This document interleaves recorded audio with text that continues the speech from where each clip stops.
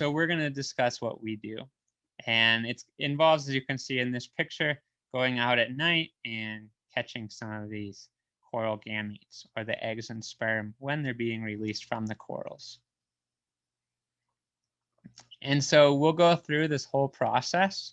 We're skipping out on some of these early ones. And the one that we're skipping out on is, to me, the most important, but it just doesn't fit in the context of this talk, which is monitoring and assessing the area. So just a little disclaimer, because we are kind of giving you the information you need to go out and manipulate these ecosystems or to change them.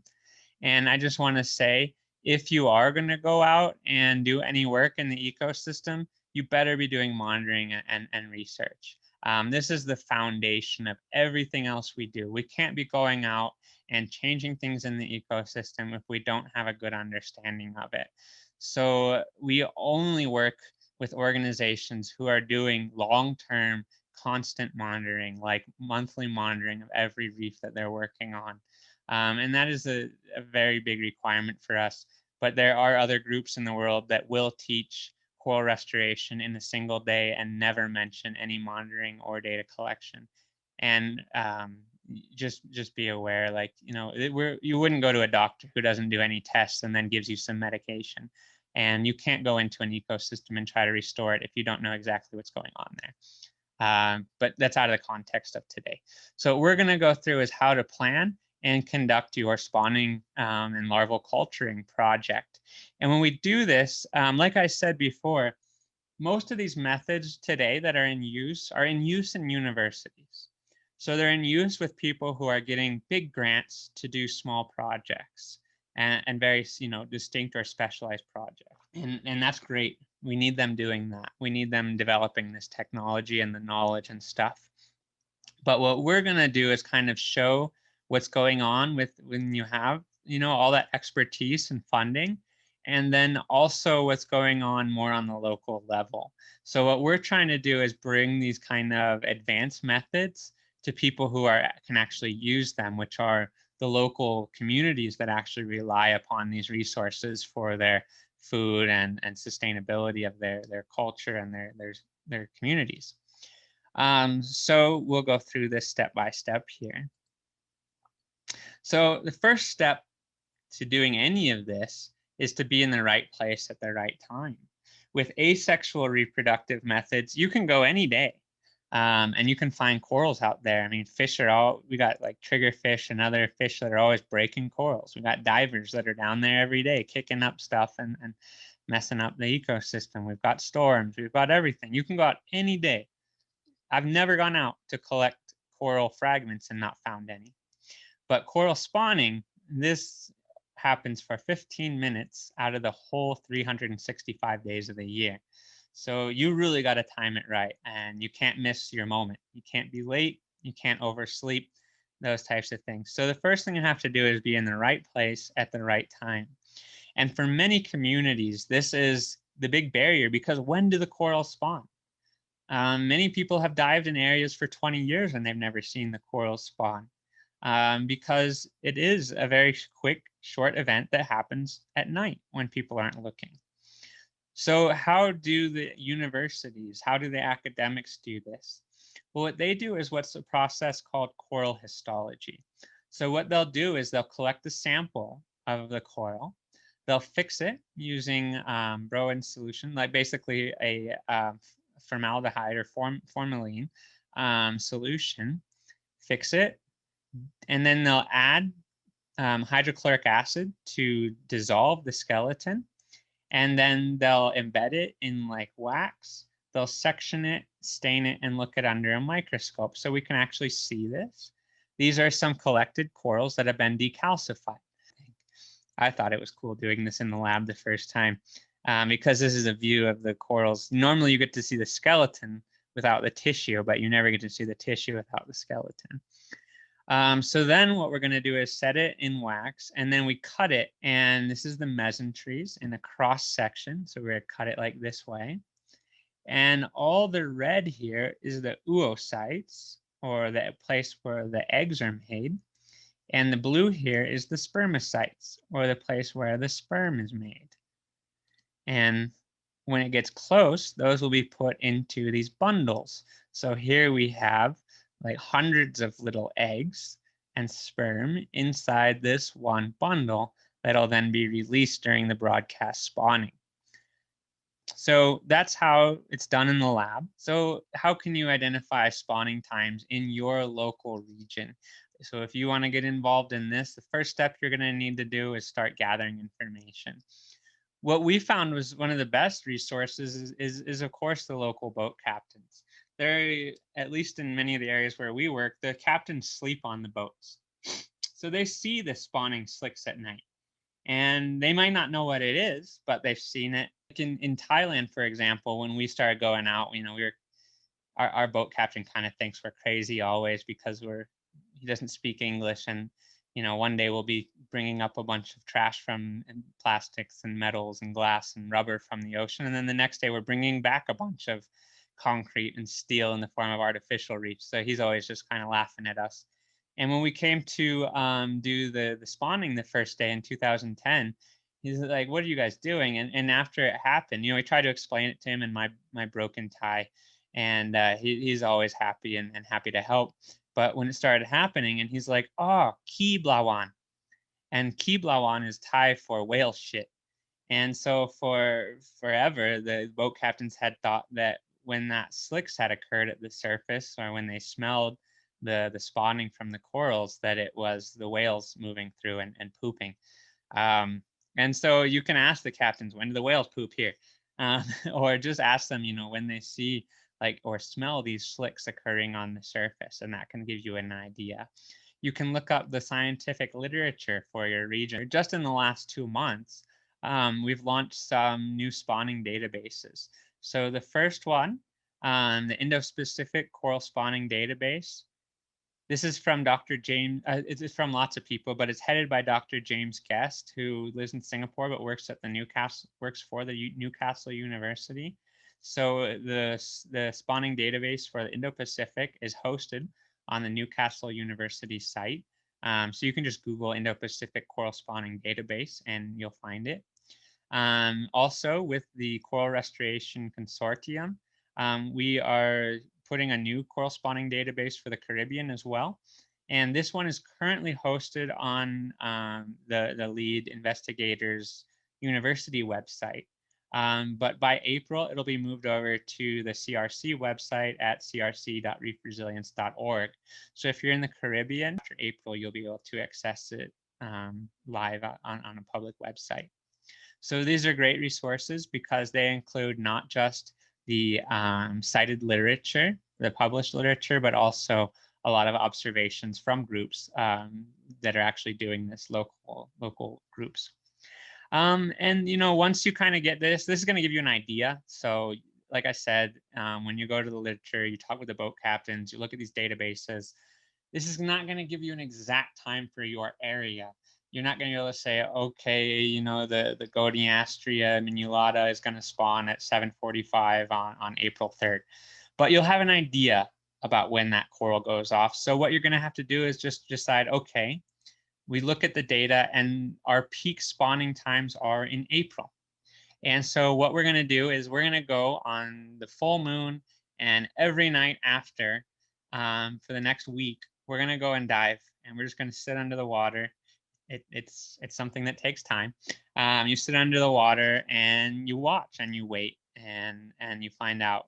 And the first year is a lot of time wasted, boring, sitting under the dark water watching corals do nothing. First year might be a bit tedious, but it gets easier after that. So the next thing you need to do is prepare your stuff on land. You need to prepare your tanks. So what you're going to do is you're going to go out and collect these gametes. And then in most cases, you're going to bring them back to land where you're going to rear them up for that 4 to 7 days before they're ready to settle. And you're just going to keep them in good conditions. So this is a view of our tanks here. These are tanks that are just by the oceans, just out of picture here. So we have a pump. We can always have fresh ocean water in here. We've got all these floating ponds again with screens, with water pumps, pumping water in. You can have really good success this way because although it's ex situ, it's not really, you know, it's protected, but they're basically in the same environment they would be otherwise. You don't have issues of poor water quality. You don't have to deal with artificial lighting and all that kind of stuff. So this is a great way if you have the resources to actually build this. So how can we do it on the local scale with local groups that might not have this type of funding or resources? Well, our first year, this is 2010, we're doing this in trash cans. So plastic buckets that we got at the local store, and air stones that we got also at the local store. So an air pump, air stones in here to keep the water oxygenated and moving around. We've got seawater in here, put the larvae in. Every day we do a water change by siphoning water out from the bottom and adding water in. This is very, very cheap, costs us next to nothing, but it is very labor intensive. So this is, you know, if you don't have money, but you have volunteers, this is a great way to do it. We got pretty high survival in these tanks, but again, I mean, to siphon water out and put water back in, it's very labor intensive, and there are a lot of ways to modify this that I'll go into later on here. So, you know, you basically work with what you have. All right, so the other thing you need to do ahead of time is make places where the corals are eventually going to settle. So what we have in this photo here is our concrete, what we call concrete mushrooms, but a more professional term is settlement tiles. And these are where the coral polyps are going to settle down, those larvae. So we create these out of concrete. Again, if you're working, you know, with a bit more funding or in the academic they have other means. So these are what Secor uses. These are like the tetrapods. They are made out of ceramic. They're specially designed so that, you know, you can just kind of throw them out and the corals will have somewhere, they'll be somewhere contacting the bottom where the corals can't settle down, but there's a lot of surface area where they can. They have these in, you know, increased levels of complexity. Because the coral polyps, they won't want to settle on like the top surface here, because that surface is exposed to sedimentation, grazing organisms like parrotfish and sea urchins. So there's a low chance of survival. They'll tend to settle more so on the sides or bottom, or in these cracks and crevices where they can find some protection. So if you have some funding, these are, you know, tried and true ways to do it. If you're working on the local scale, what we do is this method that was kind of pioneered by Dr. Guest again over there in Singapore, which is very simple. You're just creating these concrete molds with these drywall anchors in them.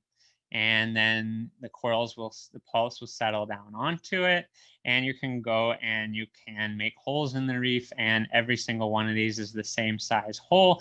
So you can just very easily put them in that, you know, drill the hole, put them in, use a little epoxy or whatever to secure them in place, and you're good to go.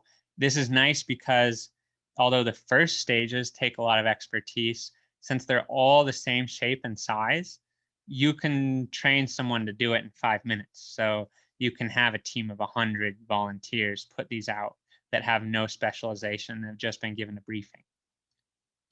So that's what we do. We use candy molds. So we just go to 7-Eleven, find some candies, some chocolates that are in a plastic tray, and find one that we like, and we'll buy those. And then we create Portland cement. So, you know, 3 parts sand, 2 parts 1 part concrete, 2 parts sand, 3 parts water. But we'll do a little bit less water. So we'll make a dry mix so that it leaves all these holes. We have a high rugosity, a lot of texture, a lot of places for the coral polyps to kind of find refuge in here. And then we've got the drywall anchors, and then we use these plastic baskets to put them on so that we'd never have to touch them. But the reason why you have to do this ahead of time is we're not just going to pour this concrete, let it cure, and then put this into the tanks with our larvae. We need to environmentally prepare this concrete. So we need it to be, this is going to be very alkaline. So we need to buffer the pH a bit. We want to get the symbiotic, the beneficial bacteria and calcareous coral and algae and other stuff growing on this so that it is to the coral a natural surface. So what we do is we create these and then we environmentally condition them by just putting them in the reef at the same depth as the parent populations and leaving them there for a few months. So we'll generally just put these out on the reef for a month or two before the spawning event. All right, so we'll come back to those in a moment. But once you found out when the spawning is, you got your tanks ready, you made your settlement tiles and you put them out in the ocean to start being conditioned. Now you're ready to go get your gametes. And of course, this is the most fun part of this whole process, to go out during the nighttime on the quiet, sleepy reef and then watch this occur. And you'll know it's going to occur that night when you get in the water, because you'll see lots of organisms out and about. We might not have good data on when the timing of all this events, but the flatworms and the fishes and everything, they do know. And so when you get into the water will just be teeming with life before this event, because everybody's waiting for this big buffet that's about to come. So then you got to collect the gametes when they come out.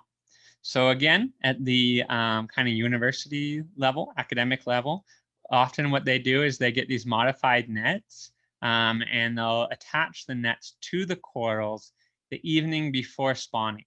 And a lot of the time, this is how they find out when the corals spawn. So they can just, if you know that the full moon's coming up, you just throw these nets on the corals. It's got this kind of test tube up here, this container. And so every morning you just go and see if there's any eggs in there. And if there is, then that was the spawning night, the night before. And so next year, you know when to be out there. When this coral's going to spawn. Or they use this, they can go and they can net a whole bunch of corals when they know it's going to spawn that night. And they can wait around for the spawning to occur and then go and collect these jars at the top. So this is how a lot of groups do it.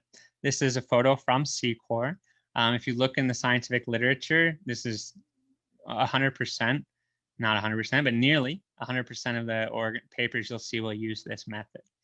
The first year, we tried this method. And although in this static picture, it's just a moment in time, this looks fine. The ocean isn't static like this. The ocean, there's always currents and waves. And so these nets, they're always swaying back and forth in the water column.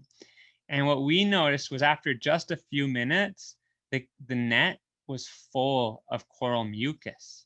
So the corals were producing mucus because they felt they were under threat. And what we saw is areas like this, where the net is touching the coral and moving, there was a lot of abrasion and partial mortality and stress. And so we never did this again. I know that other groups do this, and I'm not criticizing them. I'm sure they have their success and their reasons. Everybody does things different, working with the resources that they have available to them.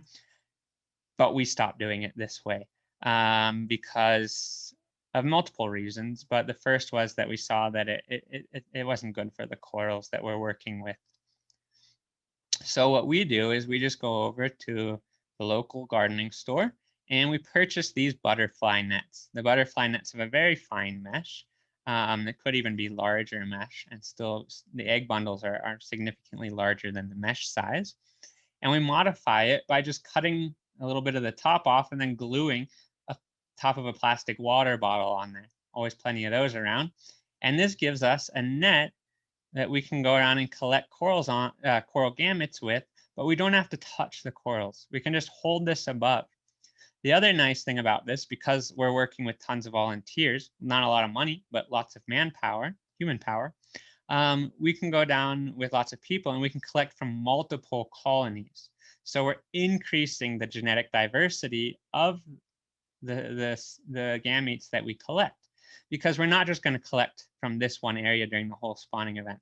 While this diver is sitting here with this net, they might see that there's more eggs coming out over here. So they just move it slightly and grab those. They might see that this colony is now putting out more gametes. So they can move over there and grab those. They're not taking all the gametes from one colony. You know, like with some massive corals, if you net it, you're removing that colony from the natural reproduction for that year. With ours, we're not collecting 100% of the gametes from any coral. We're collecting from multiple corals.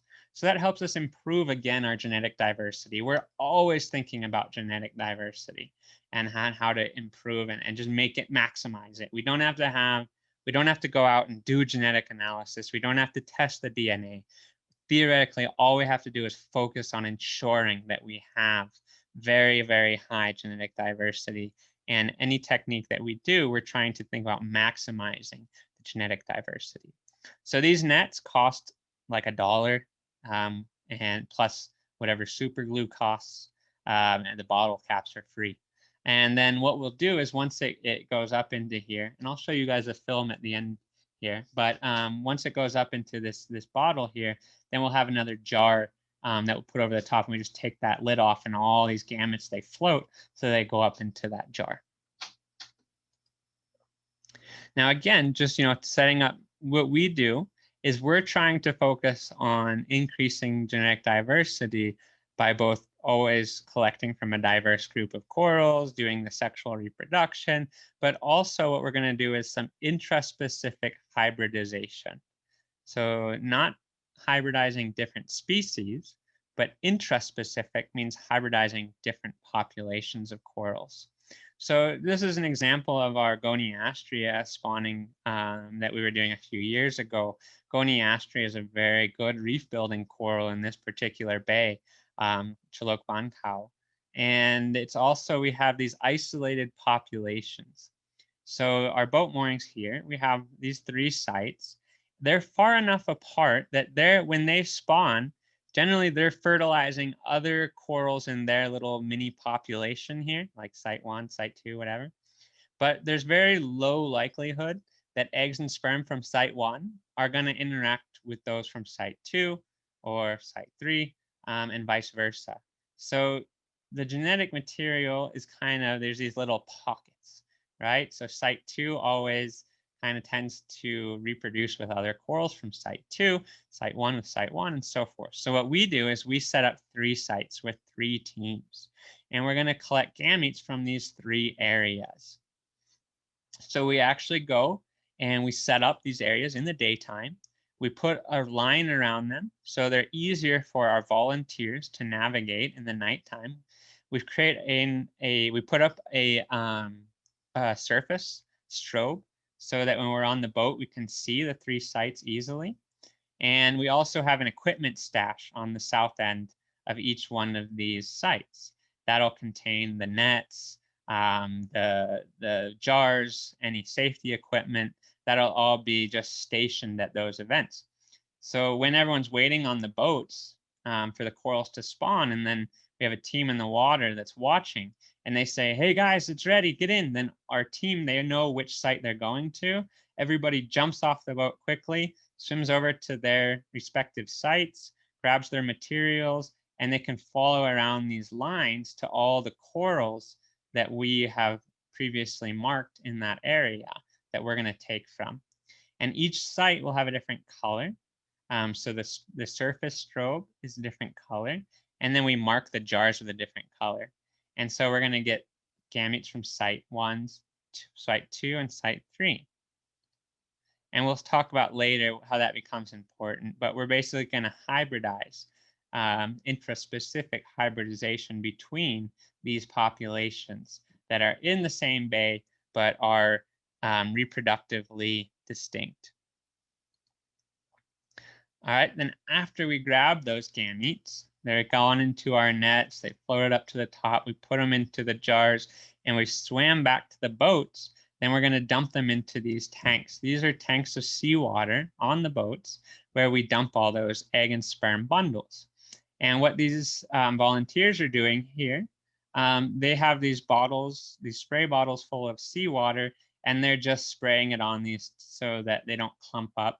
If they clump up, they might become oxygen deprived and die. So we just kind of keep breaking them up, mixing things around. We can also do this with air stones.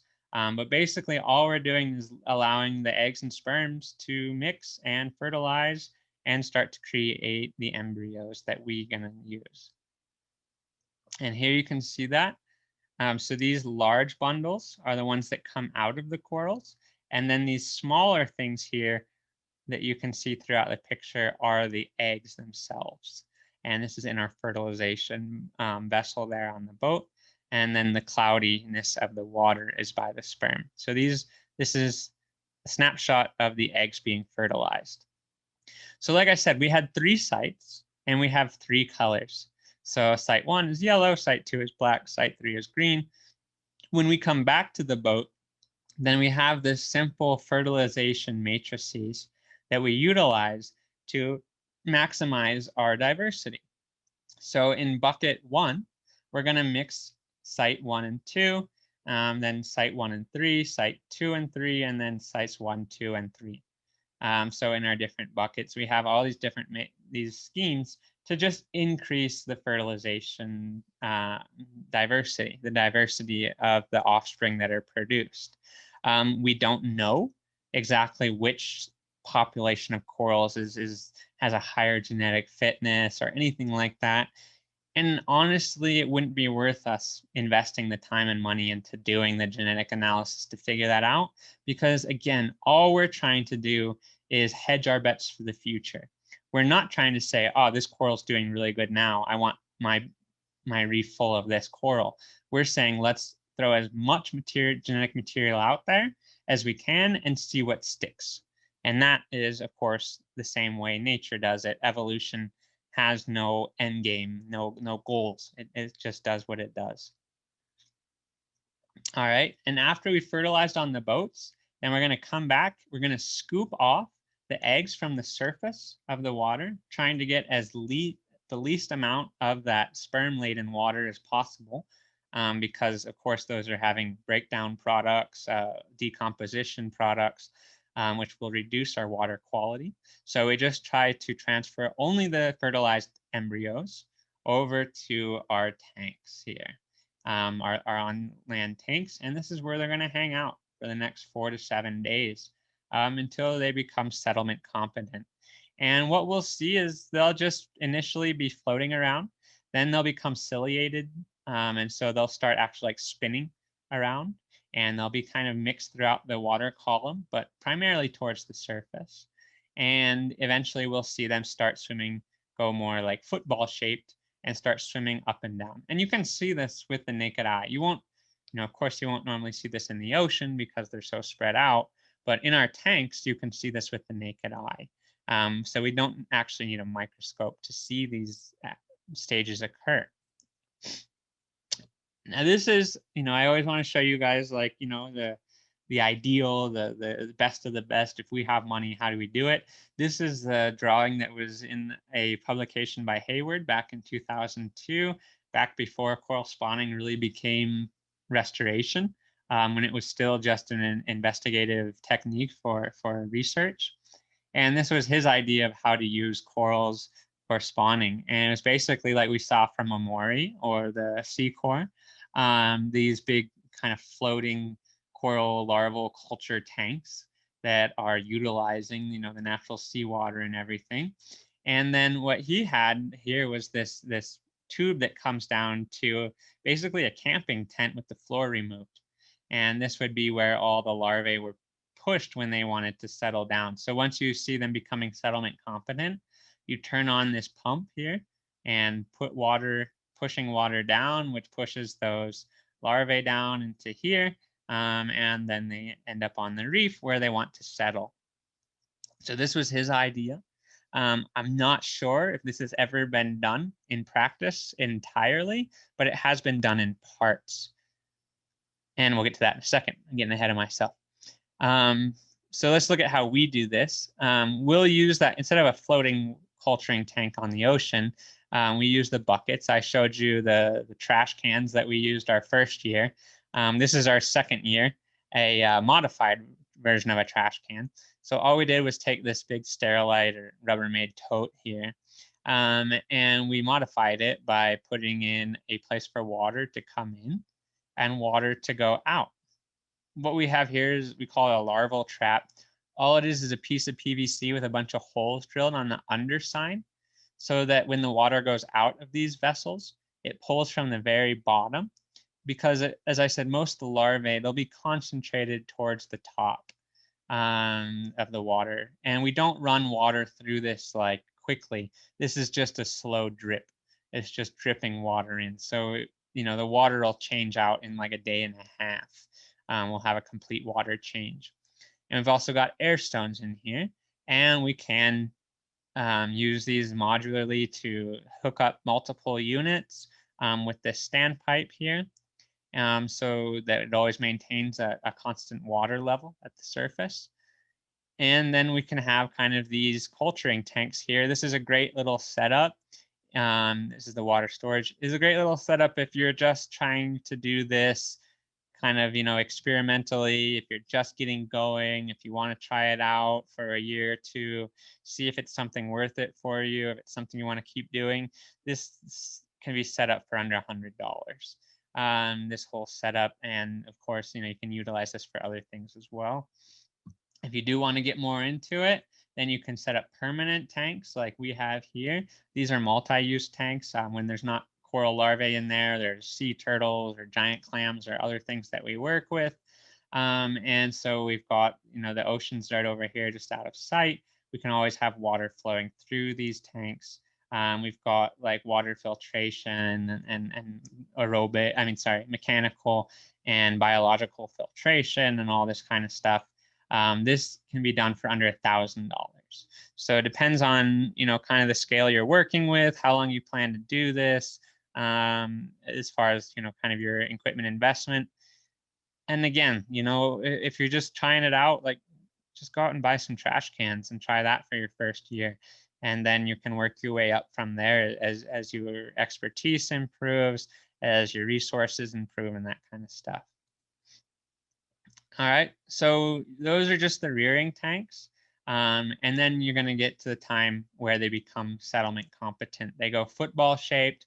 They start exploring the water column. They're going down and tasting, for lack of a better term. They're using chemosensory to investigate what is on the bottom, the substrate at the bottom of the tank, or what would normally be the ocean.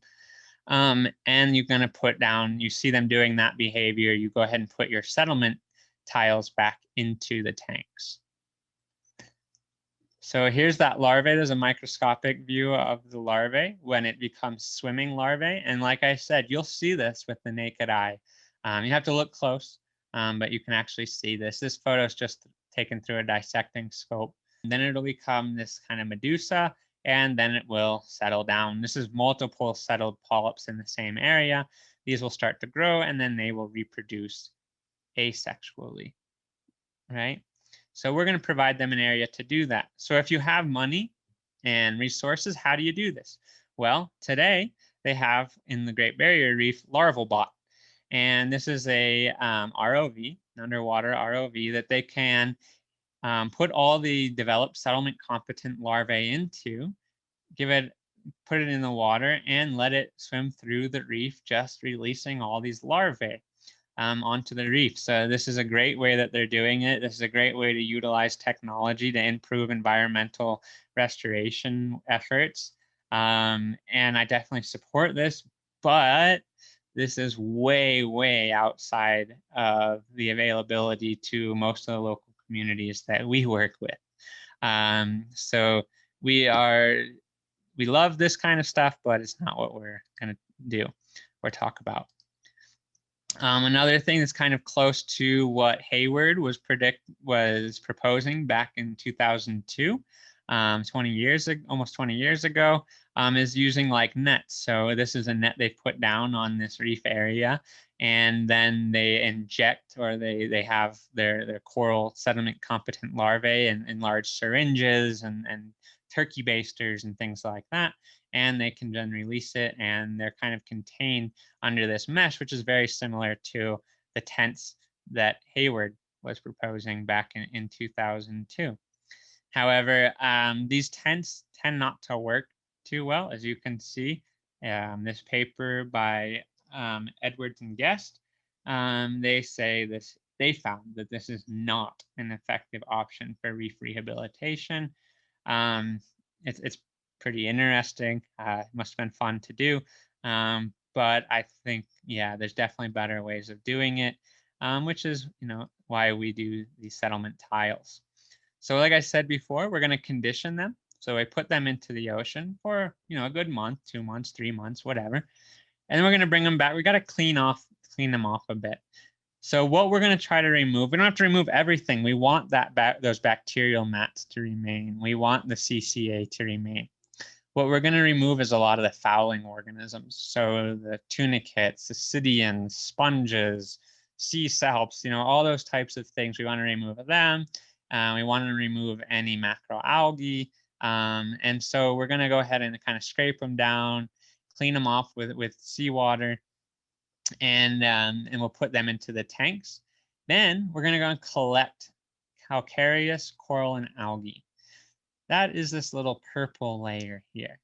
This is a type of algae that actually secretes calcium carbonate and is responsible for a lot of the reef building action, a lot of the stabilization of sediments on the reef and sands.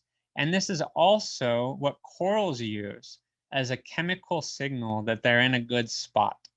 So corals can't see, they don't have GPS to navigate. So how do they know when they're in a coral reef? How do they know when they're in an area that's conducive to their growth? They look for other things that grow where they like to grow.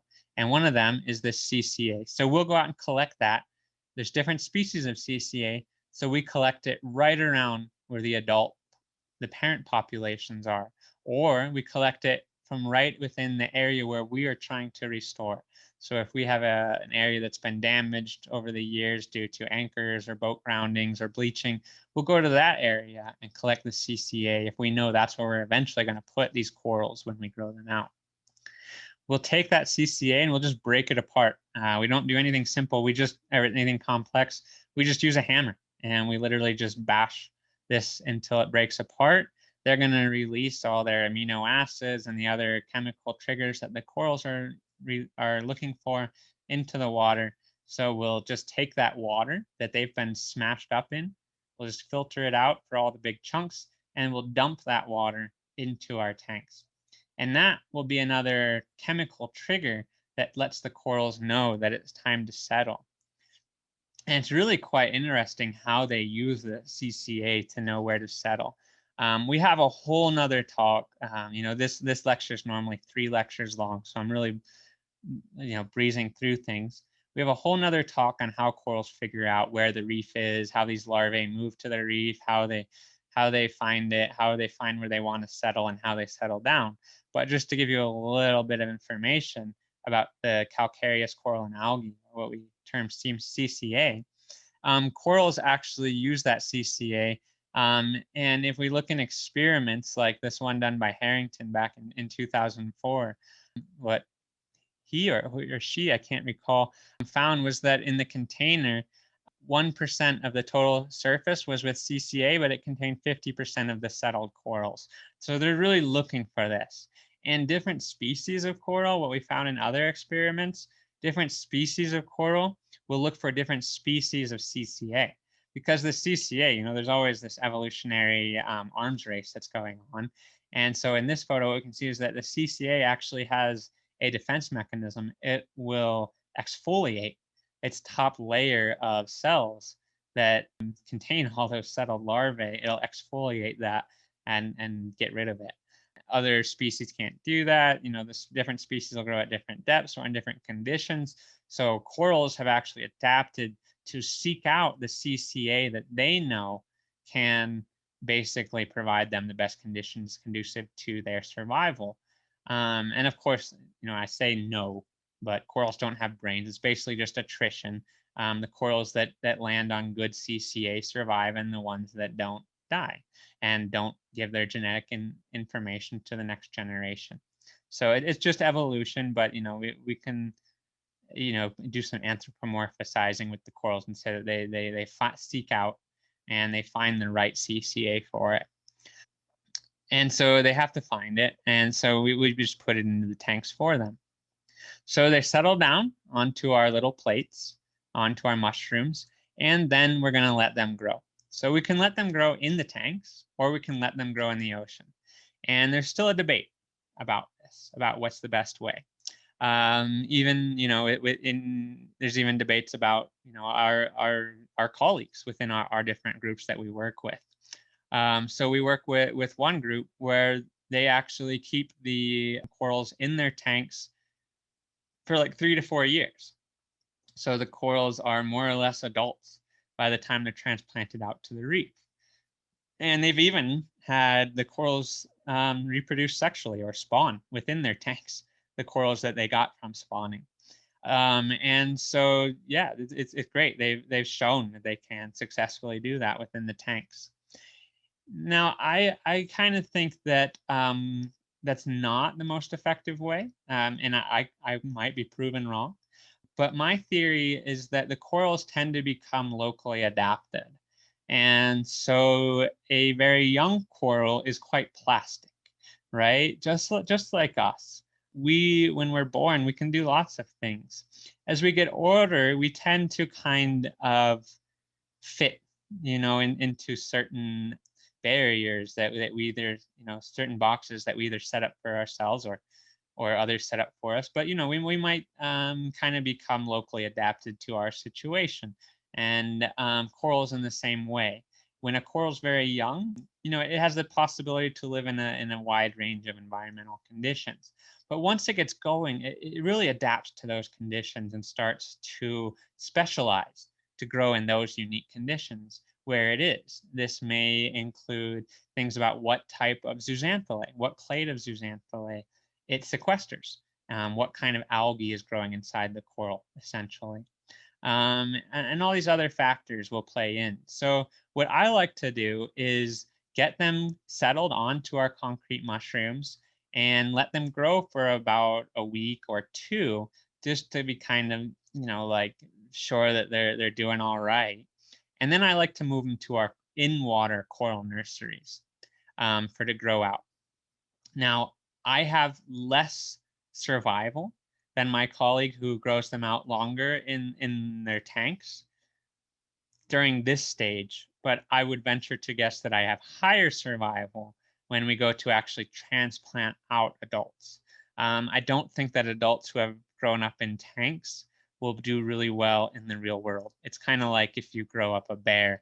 It's not exactly like it, but I use the example if you take a bear cub and you train them as your pet and then you try to release them into the wild, they're just not adapted for that. And of course, from an environmental or biological standpoint, the two are very different, but just metaphorically, they are kind of similar. So we grow them out in our nurseries. You can see this one here. This is actually from that 2010.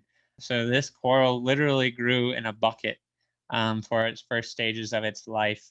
It was very cheap to create this coral. And this is it a few years later this was right before we transplanted it to an artificial reef where it now lives. So so we'll grow them up in nurseries and then we outplant them. And so this shows too much epoxy, but this shows how we would create a hole in the reef, and then we have this coral mushroom that's on that drywall, that plastic drywall anchor. So we can just push that down and epoxy it in, and it will start to grow out from there and become a new coral for the reef. And hopefully after a few years, it will become so large that it is reproductively viable and can enter into the sexual reproductive cycle of the reef itself and become part of that population and be putting its genetic material into the gametes that become the seeds of the new reefs, either there or in downstream areas that have been affected by climate change, ocean acidification, coral bleaching, habitat destruction, and other anthropogenic stresses.